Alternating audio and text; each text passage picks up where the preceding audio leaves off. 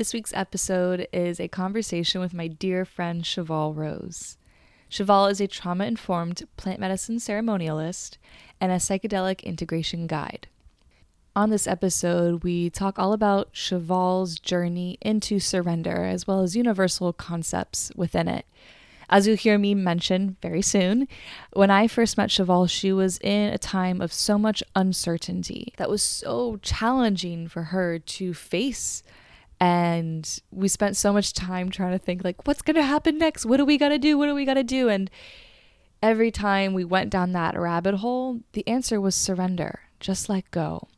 And Shoval, I watched her reach that place, and the depth and the light and the beauty and this relationship with God that she's forged through this time of unknown it's honestly inspiring. I was considering, do I want to name this episode The Whispers of Surrender or The Whispers of Letting Go and Letting God? But I realized they're both the same thing, and we use the S word a lot in this episode. We say surrender 150 million times, so that's what I'm going to name it. All right, let's give you some highlights from this episode. How pain was a teacher for Shoval as she moved from resistance to her life in God towards deep surrender. How a tough bout of insomnia and anxiety brought her to a come to God moment. I feel like so many of us can resonate with this storytelling of that. Why, during this period in her life, Shoval chose to briefly step into a space of sobriety while unpacking deep dysregulation within so many aspects of her life, but especially after her first ayahuasca experiences. And her experience as a Jewish woman from Israel of finding a connection with Jesus and actually being baptized. Her spirituality, her relationship with Jesus and Mary, and the Christianity, Catholicism, whatever you want to call it, let's say those archetypes, was very profound for me to listen back to a few times while editing. If you would like to work with Shoval, you can find all of her information in the show notes.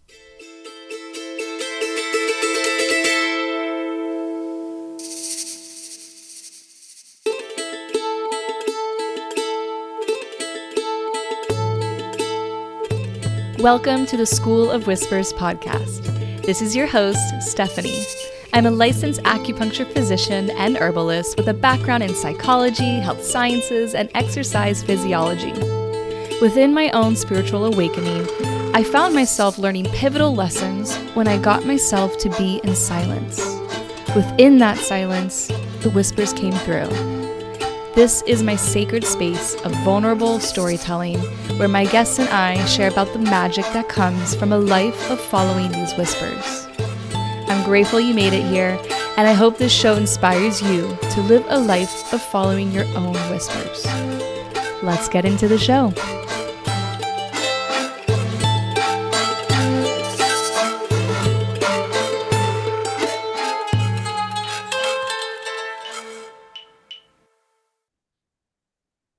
My girl, Shoval, welcome to the show. This has been a long time coming, and I am just so fucking happy to have you here. I'm so excited to be here. It's been a minute. We've been trying to plan this for like at least a year, so I'm really happy we're here. Yay. So to paint the picture of my relationship, my inception story with my girl here, I met Shoval maybe 2.5 years ago, and it was in a time and place where I was not feeling well. I was going to go do Bufo. I just remember feeling really like not myself, like I just couldn't settle. I couldn't sleep. Everything was rough. And then I heard about a hape ceremony that was being hosted at a house that I'd gone to a couple of circles to. And you were the host. You were our server, our space holder. And from the moment I met you, I was like, I want to be her friend. But it was really when you served me the hape, and we had Sinerita Bobinsana on, or you heard me singing it before, a couple of minutes before, and you looked at me, you sat in front of me, you go, you like that song, don't you? And you served me. And just after that point, we both knew that we were sisters on a soul level for like Yeah. for real, because Mhm. from that moment, our friendship has gone deep. We have not sat on the surface at all as acquaintances. I would say you know me inside out a lot more Yeah. than a lot of other people do. Yeah, I would say the same thing. We jumped right into the deep end right away. I love that. So, without further ado, I want to give you the space to introduce yourself, whether that's on a professional level, on a personal level, and we'll eventually start to just mosey our way into this beautiful topic of surrender. Hmm. Well, first off, thank you so much for having me here, and I'm just so grateful for this opportunity to connect. And I just love hearing about our inception story because the second that I saw you, I was like, "Ooh, I choose you!" Kind of like Pikachu. I was like, "I choose you. I want to be your best friend. I want to be your friend." And it just happened so beautifully. And the medicine really weaved this together. So I Mm, love that. yeah. I'm Cheval, and I am a trauma-informed plant medicine ceremonialist, and I've been a psychedelic integration guide for the last 4.5 years, 3.5 years, something like that.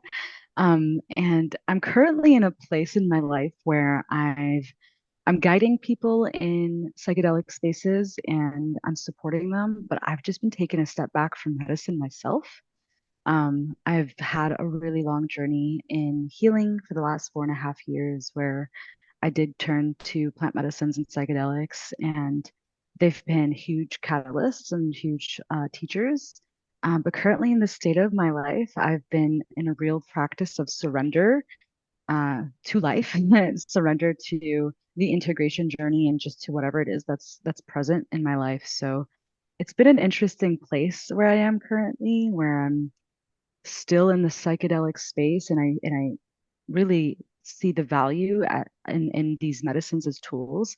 But for me personally, I'm just in the step of like being really human and wanting to be as human as I can, and really hold all of the things that are present here. But it's such an honor to get to be a guide for people. These tools are really profound in a world where things are really challenging and really confusing. And um, I think it's revolutionary that we're in a time and space where psychedelics are getting regulated and people all across the country are having the opportunity to start to ask these deeper questions, and dive into their own subconscious where we're no longer stuffers.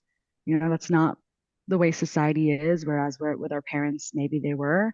We're now really like open, and mental health is like a huge topic, and I love that. So that's a little bit about me. Love it. That one thing I've always admired about you, and I will always say, is you hold so much integrity in your work. And it's a non-negotiable for you. And I really admire that because you take time to slow down and listen and when opportunities come, because they do come in this space. This is in a lot of ways, you're a pioneer in this space, as with the many pioneers that are here.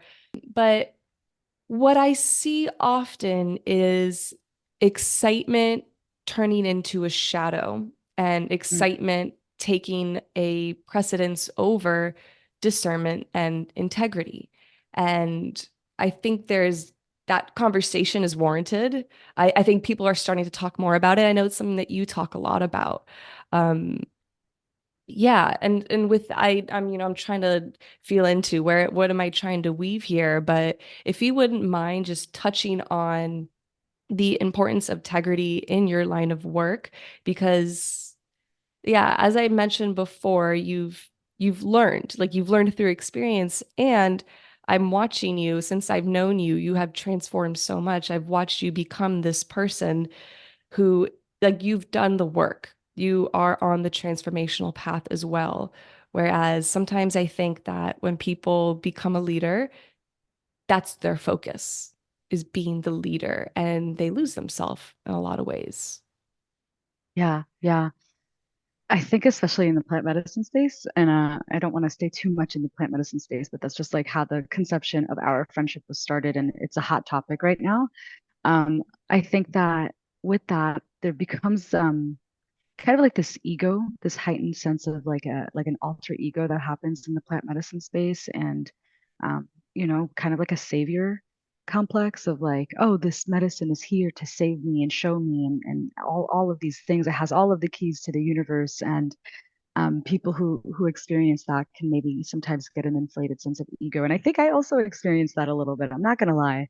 When I first started to work with the medicine, I was like, oh my gosh, this is it. I know I could find the answers. I have the strength to look at these things. Like I could sit in an ayahuasca ceremony and purge into buckets. Like I felt a little bit, a little bit in Oh, my ego, me too. of Me like, too. like my parents can't do this. Like, I had that thought come across my mind until the integration journey really whipped my ass.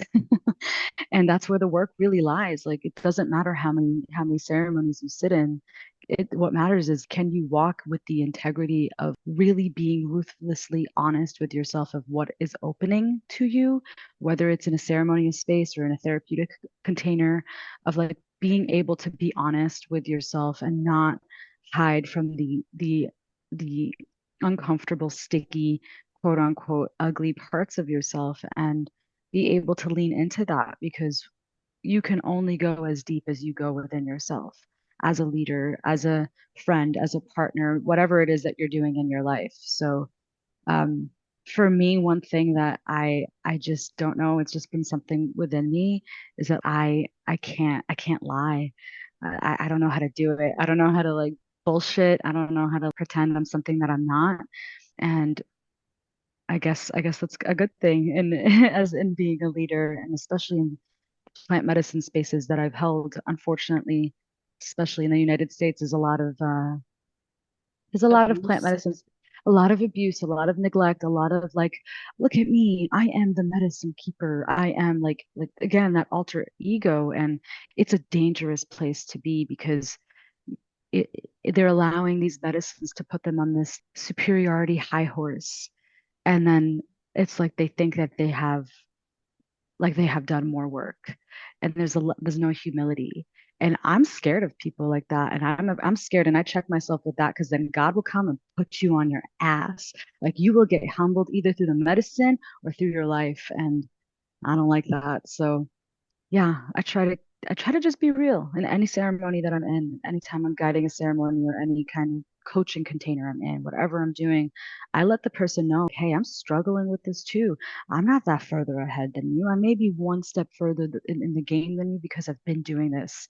But like we're all teachers and students to one another. I'm not better than you. The only one that's better than anyone is the creator, or not even better, just in a higher standpoint. So hope that answered your question. Yeah, yeah. And I was just thinking how that's so important to meet yourself where you're at and let other people know, because I remember one time I had a space holder on their phone texting the whole time. And she, in hindsight, I learned she was going through something tough and Yeah. she was not in a great space. And it would have been nice to have some transparency with that so that I Yeah. could just Yeah. know, like, what she is sharing is every part of herself with me. And when with knowledge and with knowledge and understanding, I can make that choice of what I let into my Mm. world. I don't know if that makes sense, but that transparency has become so important to me in all aspects of my life, because we absorb so much without knowing it.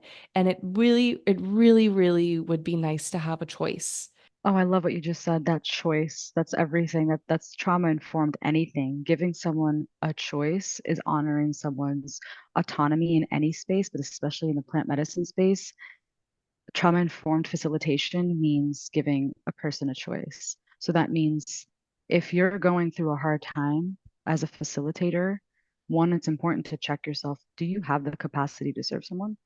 Yes or no? No, then put that down. Doesn't matter if you're making money out of it. Like this, it shouldn't be about the money. But it's always about giving the person receiving in any capacity a choice. Otherwise, that could create trauma. So, moving a little bit deeper. Hmm. When I first met you, you were going through a lot of uncertainty and a lot of unknown, and we don't have to get into the specifics because honestly, they're probably not that important. What is important is how you moved through it. And I remember so many times when you were together, you're just like, I just want to know. And like feeling the torture that you were going through. And both of us at the time, we knew that the answer is surrender. And a lot of times we're not supposed to know, but there's a big difference between understanding something intellectually and Yeah. actually embodying it. And in a short amount of time, I have watched your language and your behavior, your being shift around and within that topic into vibing with the unknown. So with that being said, first off, I would love to know, what does surrender really mean to you? And if you don't mind sharing a little bit of your side of the story here. Mm. Oh, surrender. Bless you. Um, Surrender means to me the ability to stop fighting within yourself and stop going against the grain or going against the tide of what life is currently presenting to you. And the reason that, like, I can't believe we're even talking about this is because I have wrestled with this term, with this word for the last 4.5 years. I just didn't understand it. All of my plant medicine ceremonies showed me how much I didn't understand it, showed me how much I resist accepting the uncomfortable parts of life or the uncomfortable parts of myself. And through going enough and walking through enough of the fighting within myself, I've hurt myself so much from doing that that I've learned that I've had to just stop. Like there's nothing that can happen. Whether I desperately want to know what's going on, whether I desperately want something to change, that's not going to change it. Not no amount of thinking about it, no amount of forcing, no amount of fighting myself or other people around it will change the current circumstances. So all I can really do is just stop. Otherwise, I'm just like, quote unquote, just like pushing the dagger deeper within myself or someone else, and it just hurts. It just leads to more pain. So I'm no expert at it by any means, but I feel like I've gotten to a place of understanding that sometimes it's better to just stop. And whether you don't like what's going on in your life or not, that is a choice of whether you make it a living hell or make it a garden within yourself, tending to yourself, tending to your heart, holding yourself, praying. There's so many tools that have supported me in this. And I think it's something that a lot of people struggle with because there's this under this preconceived notion or people think that they have much control over the things in their lives, but like 95% of things in life are completely outside of our control. So why not learn to stop and breathe and learn to be okay or practice because it's a practice. It's not something that just happens overnight. To start to be okay with some of the things. And from that place, from that okayness, flowers can start to bloom or your perspective on things can start to change and you can start to see that the things that look like so much darkness can start to have some twinkles of light in. There, I have two questions brewing, but I would say the first one is when you mentioned pain, how fighting it just twists the knife in, and you were tired of being in pain and causing pain. I would love to dive a little bit more into how pain played a role in this shift within surrender.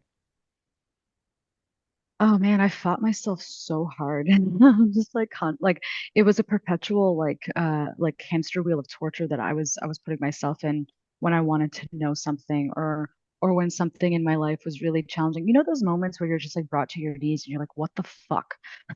What is it? God, what is it? Universe, what is it? Ma, like, what is it? Please help me, please. Like that kind of energy. And like every day you ask the same question and you're not getting out of it. that torture where I would come to you, Steph, what do I do? Steph, what do I do? Or I would go to every friend, and then I just caught myself like I'm living in hell. It's so painful, and I don't like the version of myself that I'm being to my friends and to my partner. And then it's just painting everything in that kind of hellish dark color. So the pain was a huge teacher and still is, of like, all right, this is your sign. You can keep leaning into it and keep being in a torture, or you could just stop, like just stop. And it's not easy. The chaos, it's here, bring it back. It's here, bring it back. It's just like meditation. It's a practice of like that. And then things start to just get a bit more peaceful, a little bit more at ease inside. Mm, Um, that's surrender. it sure is. And thank you for sharing a little bit of those specifics because being able to admit that, especially in a spiritual space, that you are fighting God or universe or you're fighting the signs. Not everyone wants to admit that. And just it's just a further testament to how much I really love and respect and appreciate you as a human. I love you. Hmm. Then my next question, and let me see if I can recollect it a little bit better. I have the inkling of it, but there was something that you had said there within that first few words of surrender. Well, what were some of your tools? Oh, Mm. here's what it was, is I would like to talk about tools, but I want to ask, was there like a specific turning point that you remember that that come to God moment or that come to surrender moment that you can recall, or was it more of a slow trickle? Um, it was definitely there was definitely a trickling aspect to it. It didn't happen all at once, but I do recall a few nights. It was maybe a year ago where, and I'm usually someone who sleeps pretty well through the night. Like I like sleep. Sleep's good. It's fun. I don't Sleep is usually so have fun. insomnia. Sleep is so fun. It's my favorite thing to do. I wish I could do it all the time. If we die and like when death is just like sleep, that's the case, that I'm Be looking forward to it. so delicious. It'd be so delicious. If I could die and just sleep with all of my best friends and all of my people, sounds fun to me, but who knows? I'll see you Um, there. and I'll see you there. I see you in my dreams anyway. So, um, there was a specific time. I don't remember if it was a year ago or a year and a half. It was around the time I was coming to you and you were working on me.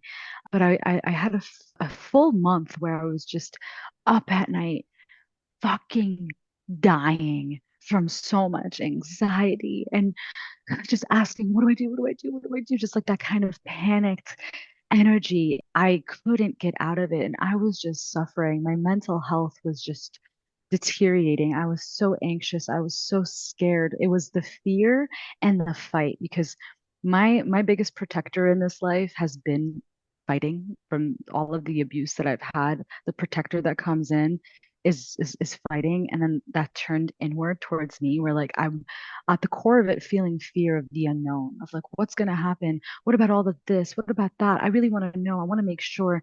And none of these things are things that I can actually guarantee, because life has no guarantee. So I was just up at night just struggling. And then it trickled into prayer for me. It trickled into prayer because that's all I could do. And I kept asking God, please help me. Please help me. Show me what to do. I don't know what to do. I'm suffering. I'm struggling. And then I started to feel the presence of God more, kind of taking me down into continuous prayer and just kind of giving it up, giving it to the earth, giving it to God, giving it to whatever it is that you believe in. But for me, it was God. And I started to feel a little bit more of like a being held, slowly, slowly, slowly, until it's become um it's become a really strong practice of mine. Do you feel like fake it till you make it is something that apply? What are your feelings about that kind of phrase here? Mm. I think sometimes to some degree you have to try something different, but I also think that life and your own struggle and your own pain will lead you to a breaking point of like the on the floor, on the bathroom floor moment where you're like just on your knees, just desperate for something else. And I think that if you're trying to do that when you haven't had that breaking moment within yourself, it's not going to stick.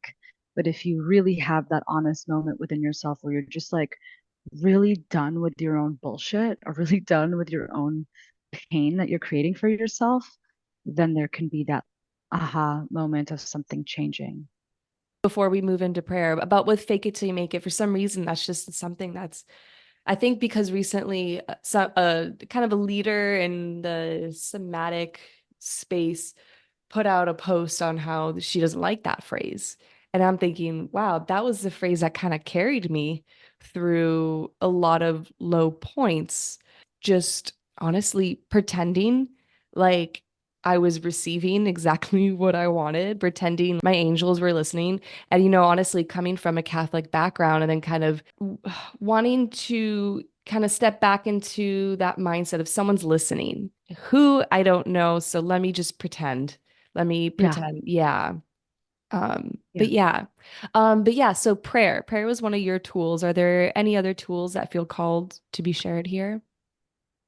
Yeah, I mean, I kind of do just want to expand a little bit on the fake it till you make it. I don't know if I Yeah. like that statement. I don't know if Mhm. I like that. It sounds weird. It's kind of like fake a smile until you kind of feel happy. I don't know if it's that, but I think sometimes you have to kind of step outside the comfort zone of where you've been and like try fake, I guess, a different way of being. And for me, that was prayer. I mean, I've always felt a connection to God. I don't know what God looks like. I don't know if it's some beautiful Pachamama looking goddess or if it's just Jesus or if it's Moses. I don't freaking know. None of us know. But like God is just to me the creator of all. And I love so many different aspects of God. And I just know that there's something else. I just know that there's something bigger than me that sees me, that feels me, and that brought me here. So I have to humble myself enough to say, I've been trying my way this whole freaking time and I'm just suffering.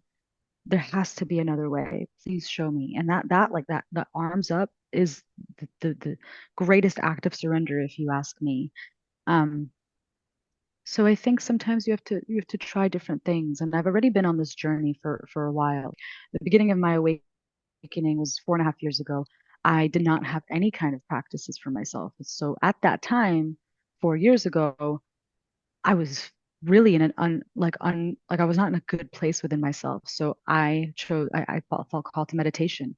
That was so foreign for me. That was so weird for me that I committed to 5 minutes of meditation for every day for three weeks just to see what happens. So in that component, I was kind of faking it until I made it somewhere, until I realized that there's something really powerful here because I realized that the way that I was going, nothing good was going to come from that. So maybe I had to fake a different way. And that's a practice. Like that's something that you keep on doing. Like just because you do that once and you're like spiritual doesn't mean that that stops. This ever evolving, these layers, this ever growing onion. Like you're never just in one place and you're like, that's it. You've reached this mastery of spiritualness and you're just so good. So yeah, uh, it's been a lot of prayer, asking, writing, journaling, breath work, movement. As much, I've had so much resistance with movement because it's been so hard for me to be in my body. But movement has been really, really important to me. Not just exercise, but just like when I'm feeling the tension, the anxiety, the pain, the sorrow, all of the feelings that come up. I don't want them to stay in there. So there has to be some kind of expression of it to leave the body. So I let myself go there. I let myself in my home. This is ceremony for me. If I'm angry, I'll punch a pillow. I'll scream into the pillow. If I'm sad, I will wail on the floor. Like a full raw expression. And to me, that's prayer. I feel like everything is. So I don't know. That's just some of Mm. my tools. Yeah, I love that. And it made me think of the mere act of acting out my emotions was one Mhm. of the scarier things. One of the first things and one of the scarier things I had to do. I actually had a really good wailing, screaming, fuck, sobbing moment yesterday. And I got to, it was around something that I haven't. I've dived into it, but not that much. It's still a little bit of new territory for me. And the emotional reaction I got when I hit that peak almost made me a little bit like, oh, whoa, that was big. That was scary. If anyone else saw that, that would have been embarrassing, humiliating. And then I had to just go away. Don't say that to me because I needed to just be in it. Um, Hmm. But hmm, that's not you, right? Like that's the conditioning of what we were taught. Think about it as children, whether you're in school or it's with your parent. If you're crying, oh no, don't cry, it's okay. Or all of these statements that we hear that's conditioned into our subconscious that when we have a full expression of emotion within ourselves, or we're like, oh no, this is too much. But that's where the breakthroughs happen. yeah. It's that out of control that is the quote unquote feminine that leads us into the femininity of surrender here. Hmm. All right, let me take a moment to feel in and see where else this conversation wants to move. All right. So feeling into your body right now that you've hit this new level, like you said, we're never done. But now that you've reached this new level, a new place of surrender, what does that feel like in your body? Because you mentioned the anxiety and all of that, and I'm sure we're all so familiar. So what does it feel like to be on this version of the other side? Hmm. It feels I feel more held. I feel less alone. I feel like I have something I can lean on and remember that I'm not alone, that I'm not just creating this. I'm not just doing this by myself. It's not all up to me. I still move through anxiety. There are still a lot of things I'm uncertain about in my life, but I just don't want to take away. Like I could die in an hour. I could die right now. I could die tomorrow. I don't know. And how dare I steal this moment from myself because I'm desperate to know what's happening, what's going to happen in the future. Mm. So surrender has allowed me to experience presence more and more, and to witness with empathy all the parts of me that sometimes want to escape this present moment and this reality. So it feels a lot more regulating and a lot more at ease in my body. And there's still a lot more work for me to do because I'm still working with these defenders that come up for me with my fight or flight, that get triggered because of trauma, that just aren't good for my body, that just completely hurt my body. So I'm learning to not judge that and to thank that part of me. Like, thank you so much for being there for me all my life. But right now at 28, you're hurting me, and we're gonna learn different ways to work with with with the validity of what you're saying, but not to the degree of where you're taking it because it's dysfunctional at this point for me. I can hear the patience in your voice when you said you're hurting me. Like right now you're hurting me.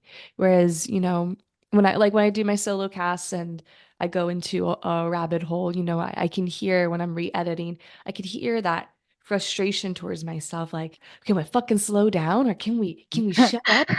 And when I hear that, it's great for me because it helps me know, okay, this is a side of myself where I'm like the things aren't flowing the way that they could be. And I loved that. I loved that tone of patience with yourself that is hurting yourself. Yeah, I mean, I'm on a journey of softening, which isn't something that I knew how to do. And currently in this beautiful 6-month womb healing and initiation container that's an incredible container of 12 women where we're going into the depths of our wombs and our vulvas and learning how much we store, how much our womb keeps everything. And through this, there's been such a validation of the experiences of the traumas that still live inside of my body, and how I get to now be the mother, the goddess, the lover to myself in this divine union between me, in this marriage between myself and all the parts of me that still exist. So just like your partner, right? You'd want your partner to meet you with the ultimate level of patience, or you wish I wish my mother would have met me with that level of patience. That's what I want to vow to give to myself so that my future children can have a mother like that as well. Hmm. I would love for you to touch a little bit more on this sobriety journey that you're also on. To me, that is a huge act of surrender because that is allowing yourself to ride your natural highs and lows without manipulating them. And maybe manipulation's a hard no, because it's okay. It's okay to manipulate the world around you. That's what I mean. We're humans. We love to do that. I do hold so much respect and regard though towards the path, the moments of sobriety within our lives. And yeah, what made you what called you to want to stop the medicines that you were working with? Honestly, my my my experience of like my journey with plant medicine is a little different than maybe, I mean, everyone's is different, but like mine started with a trauma. I had a very traumatic ayahuasca ceremonial experience, and I was part of a really traumatic ayahuasca community where I'm not going to get into all of that. It was really tough. I'm sure there's a And podcast with you talking about it out there too. Oh, there is. There's multiple podcasts of me talking about it out there. There's a Reddit Mm. thread. There's enough. There like, and that's something that everyone should know, especially with ayahuasca communities. Anyway, the first few years of my plant medicine journey, I sat with a lot of medicine. I sat with a lot of it. I was desperate, like looking, looking, looking. I need to know. I need to know. I need you to heal me. I need to be fixed. And that really, really damaged my mental health. I think it opened way too much up way too quickly for me to be able to hold all of it. And it created a lot of dysregulation and chaos inside of me and outside of my life. And I was just not okay, honestly. Like I was really not in a good place.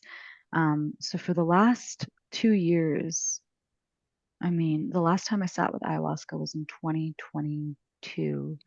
Um, I've been feeling the call to take a step back and not have anything come into my mind anymore and like not mess things up, but just change things. Like there's been so many openings. Like I want to actually start to close all of those loops and really hold all of the things that were opened and fully feel like I'm good. Like I understand how to do this. I know I understand how to integrate that. Like all of it has been integrated more or less. Before I open anything up, I want to feel and cultivate that healing and that stability and that groundedness within myself and my relationship to the creator, that I don't need anything outside of me to come in and open more up.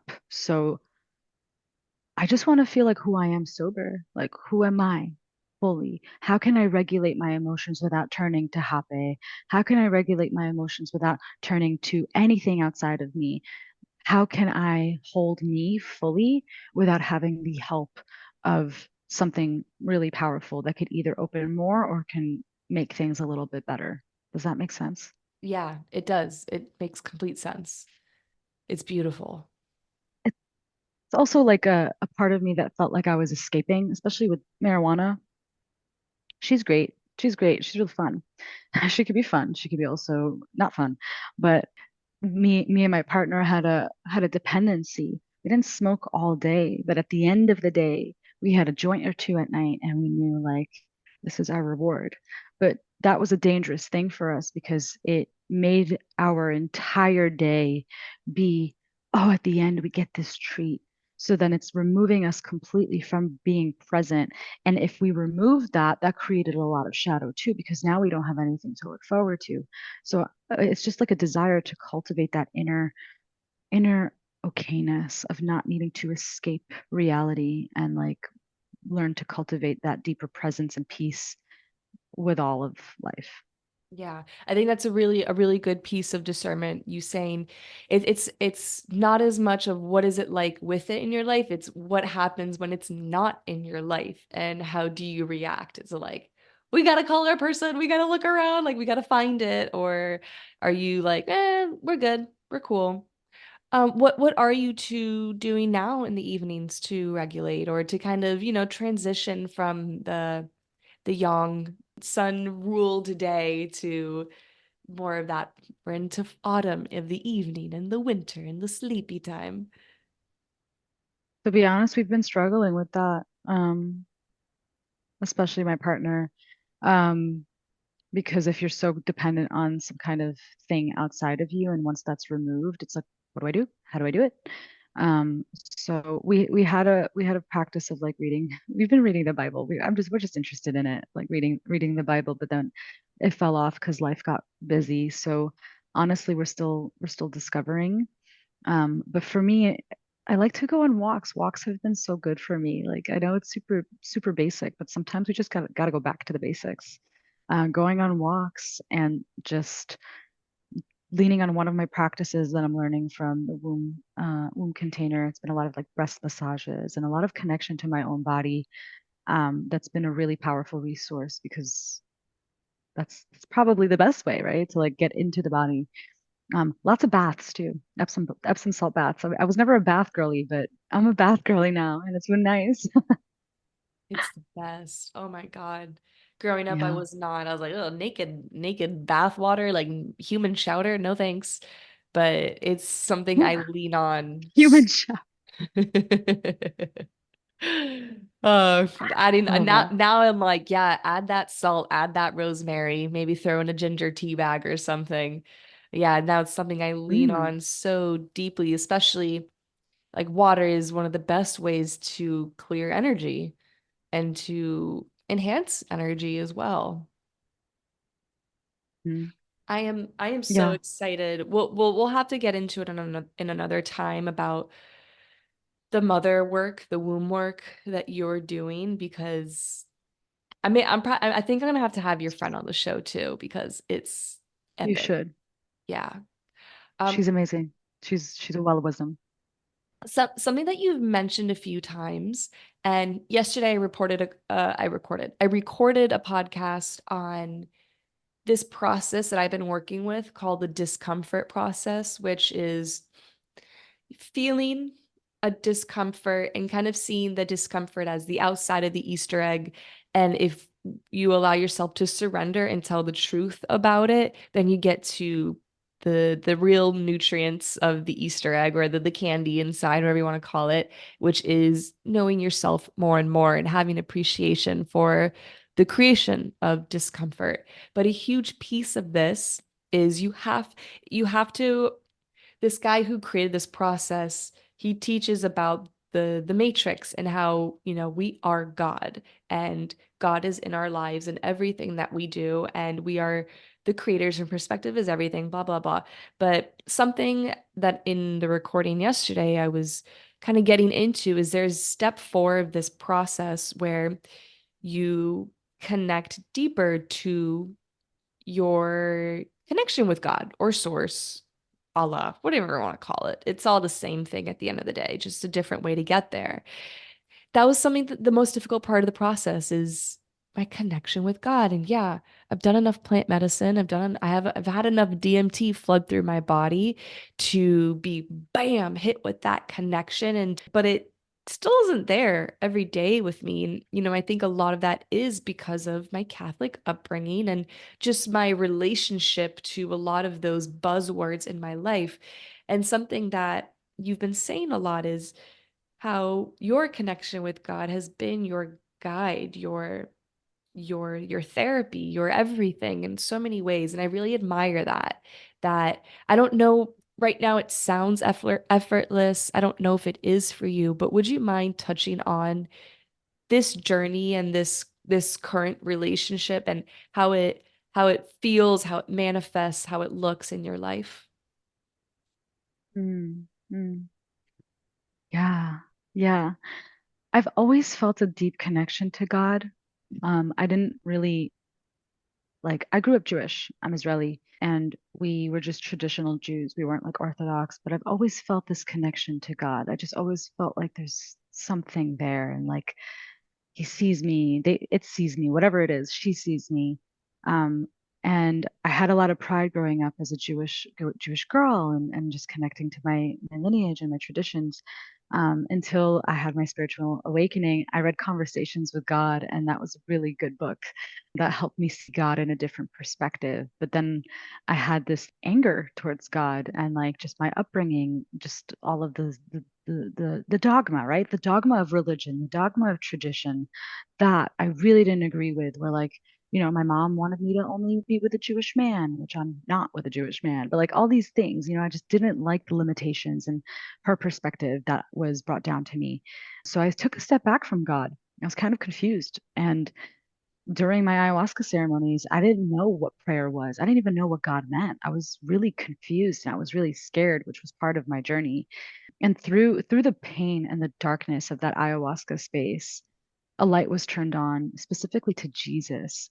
And not in the way that, the church describes Jesus, but in the like unconditional love archetype of like that Christ consciousness came online, where like I started to feel this connection where there's like, God just loves me. Jesus is the physical manifestation of God, where I believe that there were many of them, right? Like Krishna and like all of Moses, like all of these people, these prophets, whatever it is that people believe in, were touched with God with a specific anointing. So through the journey of a lot of suffering, I just I just started to pray, and I started to be around people who have a really good connection with Jesus. And I started to question my own beliefs and my own connection, because again, I'm a Jewish woman, but I've always had this connection with Jesus. I'm a Jew born on Christmas in Israel. Always, every birthday, everyone's calling me baby Jesus. It's just like these little things, these little hints. And I'm like, was Jesus calling me from the very beginning? And now I'm fairly new. I got baptized in January. I know when people hear that, they're like, "Oh, she's Christian." No, no, I'm Jewish, and I see that Jesus was the continuation of Judaism. But again, I'm removing all of the dogma around it, because Jesus came down here and he was like, "What y'all doing with this? You're collecting, you're throwing out buckets in the church and you're collecting money." He threw tables around that. He's like, "Fuck that shit. That's not God. That's not cool." Um, so I'm just connecting to Jesus in a different way, and it's honestly a new journey that I'm still learning to trust. But when I pray, and I do it every day, I do it at every moment, every time I'm uncomfortable, every time I'm angry, every time I'm at the point where like, because sometimes I have these moments that come over me throughout my day where I just want to fucking give up. I just want to be like, God, I can't do it. How do I do this? And those are the moments that I take it literally, be like, God, and I speak to him the way I'm speaking to you right now. I don't know what the fuck is going on. What are you doing? Where are you guiding me? But I know that you know. I don't know shit, but I know that you know. Please help me trust you more. Please sharpen my faith, my strength, move through me. And just doing that helps me feel better, because I'm laying it out on the table. And then I see signs, the birds speak to me, and yeah, all these winks from the earth and from the universe come, and my dreams, so it's a new path that I'm walking on right now, but it feels like a strong foundation. And that's the most important thing, really. I'm I am so tired of people giving the the pedestal, the this like the spiritual leaders and the psychics and the plant Hmm. medicine facilitators. I'm so tired of them being put on this pedestal, and people prioritizing their answers. Where should I go? What should I do? Yeah. How should I feel about this? And it's time. It's time to prioritize how you feel about something. And, for me, at some point, I was just like, this version of religion I grew up in, this society, this Catholic Christian society doesn't feel right anymore. And I wanted to be a nun. I wanted to be a saint. I loved studying religion. I really, really did love it. I just didn't love the world that was around me that was called Christianity. That was called, or a Catholic, a Christian. And I love that you're prioritizing what feels right. And like you're going to church. Like that's I'm pretty going to church after huge. this. Oh yeah, you are. Yeah, It that's pretty is. huge. And do you know how weird it's been for me though? As a Jew walking into church, I have my Star of David. I'm like, my mom would kill me right now, even though, they know. But like it's been such a what's the word? Like brain fuck, whatever it is. I'm just like, whoa. I'm just listening to the calls. I know that you feel that too. Like I know that you hear the whispers, you hear the calls in your own way, and it's like whenever you're ready, maybe there'll be a moment that you're ready to reconnect. Whatever these churches have done, they're not right. And honestly, I don't even agree that there's anything. I personally don't think that Christians even really are like Christian.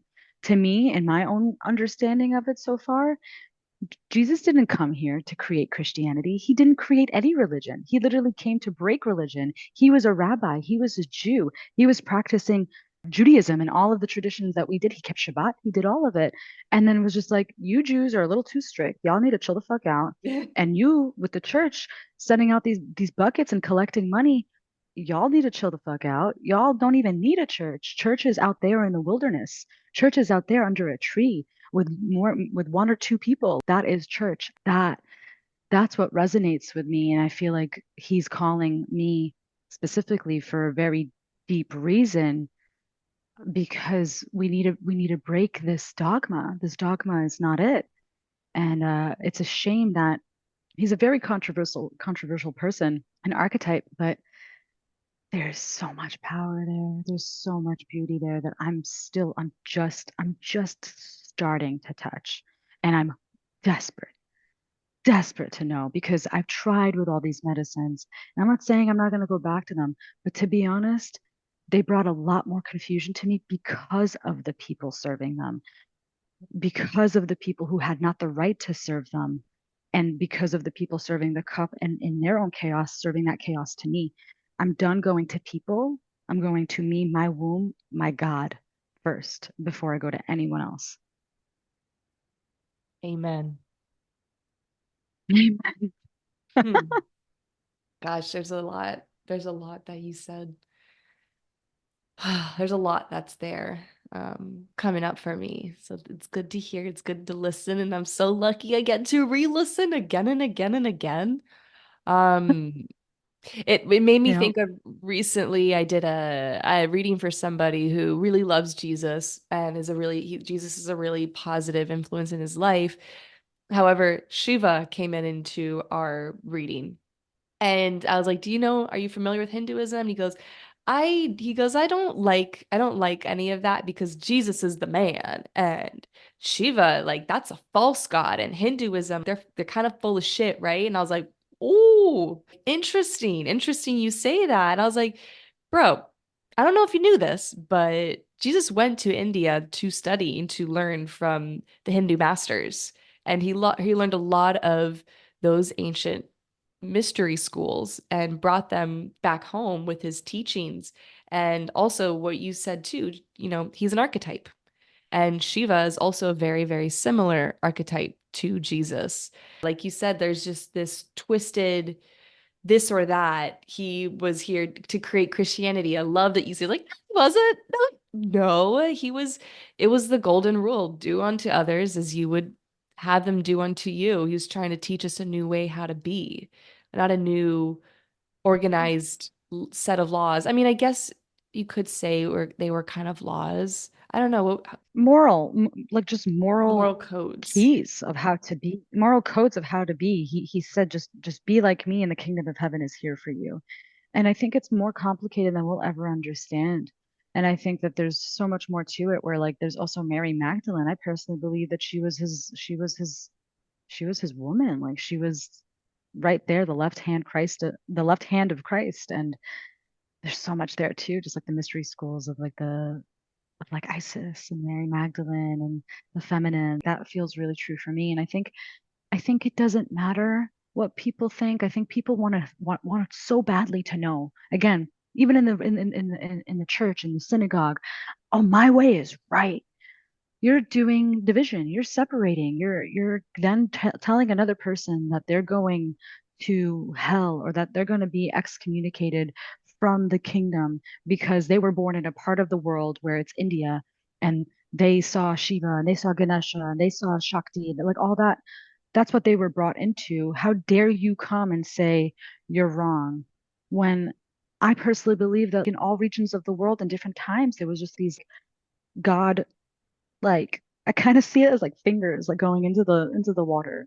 A finger Jesus here and then like Shiva there and then like I don't know Buddha there and then like all of that of like a whole other thing that we don't know and we can't know. And I think it's just messed up where anyone says, "Oh, I'm good because I have Jesus." Are you? Is that even Jesus like? Would Jesus go to someone? Would Jesus go to someone who believes in Hinduism and be like, "No, you're wrong. You're bad. You're gonna go to hell." I just that's not my Jesus. That's not my God. I don't think so. There's a fine line between acknowledging and remembering your connection with God as God and the other side of it thinking you are the God. Or your God Yeah, is your version is the version. Mm, sorry to break it to you. that's where Or fundamentalism. Yeah, that's where mm, fundamentalism comes in, and look at what happens in the world. I don't want to touch on that, but we all know where fundamentalist religion can go and what it can do, and it's dangerous. violence. Yeah. Yeah, Violence and hatred and war. That's all I'm gonna say about that. yeah. Is there anything before I kind of get into the closing questions? Is there anything that's bubbling up for you about all the topics that we've covered with surrender, sobriety, Jesus, and God, and all that good stuff in between? I think surrender is God. Mm, I think surrender is God in whatever version that you connect to. By no means am I telling you that what I'm doing is right. Steph, you have such a beautiful, oh my God, you are, you are such a beautiful oracle. Your connection to your guides, you're such an open channel. I've never seen anything like it in my life. That is a godly gift. Run with it, go with it. You are so held, you are so guided. Everyone can cultivate that in their own way. And I think that every time you connect, every time that you raise your hand, say, I don't know, but I know that you know, that is surrender because then you remove the need for you, small little you on this human planet, to figure out your life. And what's better, to think that you're the one in control having to orchestrate every single freaking thing in your life? Like, think about the anxiety of that. Or acknowledging the worries and the things that you want and not being where you want to be in all of it and saying, hey, this is here, either journaling it or praying and throwing it up every day. It's on you, God. It's on you, Goddess. It's on you, Krishna. It's on you, whatever. I personally think that's a better way. mm. You give me full body chills. Ah, Thank you for this, Cheval. This is a good one. I can't wait to re-listen to this Mm, a few times. me Um, too. so the closing questions I ask everybody is the first one is what is a food that has been very nourishing for you throughout your journey of being closer and closer to who you are? I'm laughing because I can't tell which one it is. Like nourishing, like I love it, or nourishing, like it's good for me. That makes you feel like, oh, I need nothing else. Happy belly, happy Chevali. Life is good. I am me.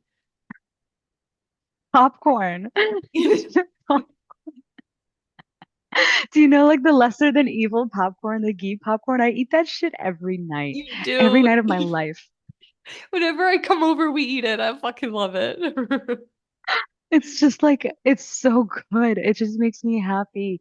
That and bread, I mean, but I've taken a step back, but I love bread. Bread's my best friend. I love it. I love it. I love it. I love it. Okay. And then the next question, and you are allowed to answer to whatever depth you are comfortable with. But the next question is, what is a darkness that you maybe you're currently moving through, or have you recently found yourself on the other side of that feels called to be like put to the light within this episode?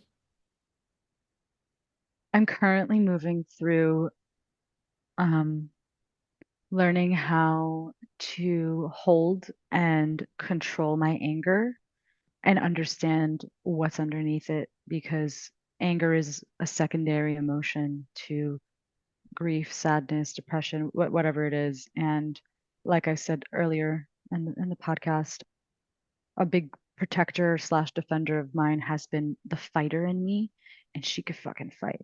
I don't want to keep fighting, but with the fighting comes anger. So that's been something that's been reflected back to me, that I am really excited to learn new ways to express anger in a healthier way for me and for the person closest to me. And I'm still in it. There's a strong attachment to it, and I'm learning to understand why and how to soften it. How do you mean by a strong attachment to it? It like feels, when it's triggered, it feels like this, like there's like this like fear of letting it go, like fear that if I let go of my anger, that I'm gonna get hurt, because Oh, I've been manipulated, taken advantage of, and brainwashed in my past, that it's just like, I don't present my anger, then I'm scared you're gonna, like, the person in front of me is going to walk all over me, which isn't true, but that's what comes over me. right. I see. And I'm sure that served you so well in your past. Hmm. Getting to be that feisty, fierce, angry woman. Yeah, She's it sacred. served me. Yeah. Man, there's She so many is, but times where I look back and I'm like, anger, where were you? I could have used you. We could have fucked some shit up and I would have felt really good. So I wonder, on the other side of letting go of the anger, is it forgiveness? Is it softness? What do you think is, I what are you, yeah, starting to see on the other side? I think my anger is a sacred, sacred teacher, and I'm never going to not feel anger. It's not that I want to let go of anger presenting itself, because that's just unfair of me, but I don't like the way it moves through me and the way that it's expressed. To me, I have work to do there, and it can come off really dysregulating and chaotic because of the amount of abuse that I've been through in my life, where I couldn't express it, that I would just freak out. So I'm really excited to learn better tools to give anger a voice, but not in such an expressive way that could be hurtful to me and others. You're teaching your anger understanding of what's really going on. I love that. Well, my love, my girl, is there anything else that feels called to be said, or do you feel complete here? I feel pretty complete and so happy that we got to do this. It's been a long time coming, and I'm sure that this is one of many. I feel like we could talk forever because I just love talking to you. Yeah. um, this was a great conversation. Yay. Thank you so much. Thank you for so many things, but thank you for this. And how can people find you? How can people reach you? You can find me on Instagram at shoval.rose. I've been taking a little bit of a step back from social media, but I'm there. I do coaching, and I do one-on-one ceremonies as well. If you need support in any way, if you're currently integrating from psychedelics or plant medicines, or if you've experienced any kind of trauma or neglect in the psychedelic or plant medicine space, please reach out to me. I'm here to support you. I've been through it, I walked through it. You can get through it. There's a lot of different ways to integrate these experiences. But if you're just looking for support, or if you're just looking to chat, you can reach me on Instagram. All right, beautiful. All right, everyone. Well, thank you for joining us, and I'll be feeling your energy in the next episode. Thank you, everyone. Thank you so much for listening to this episode of the School of Whispers podcast. If you would like to support this podcast, please be sure to rate, review, subscribe, and share this episode with a friend. Again, if you would like to work with Shoval, you can find all of her information in the show notes. If you would like to work with me, You can find my information in the show notes as well.